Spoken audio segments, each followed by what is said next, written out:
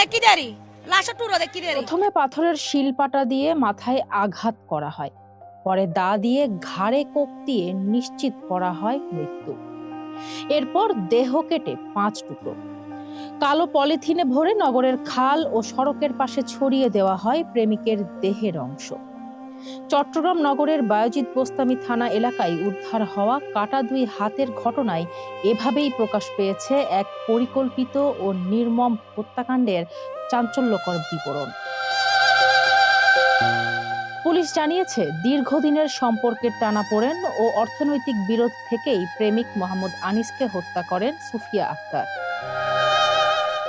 ঘটনাটি ঘটে 22 জানুয়ারি দিবাগত রাতে। শহীদনগর 4 তলার মোড় এলাকায় কালো পলিথিনে মোড়ানো মানবদেহের 2টি কাটা হাত উদ্ধার করে পুলিশ। এরপর পরিচয় শনাক্ত ও মরদেহের বাকি অংশ উদ্ধারে তদন্ত শুরু হয়। উদ্ধার হওয়া একটি জাতীয় পরিচয়পত্রের সূত্র ধরে নিহতের পরিচয় নিশ্চিত করা হয়। পরিবারের পক্ষ থেকে জানানো হয়, আনিস ওই দিন থেকেই নিখোঁজ ছিলেন।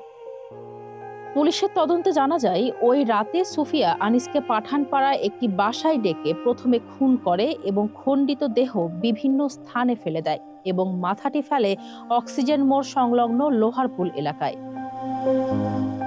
নিহত আনিস রাউজানের বাসিন্দা। স্বজনদের দাবি, সুফিয়াকে তিনি 2,80,000 টাকা ধার দিয়েছিলেন। টাকা ফেরত চাইতেই তাকে ডেকে নিয়ে হত্যা করা হয়। চট্টগ্রাম মেট্রোপলিটন পুলিশের উত্তর জোনের উপকমিশনার আমিরুল ইসলাম জানান, জিজ্ঞাসাবাদে সুফিয়া হত্যার দায় স্বীকার করেছেন। ঘটনায় অন্য কেউ জড়িত কিনা তা খতিয়ে দেখছে পুলিশ। ফারজানা হাসিন, মানব কণ্ঠ ডেস্ক।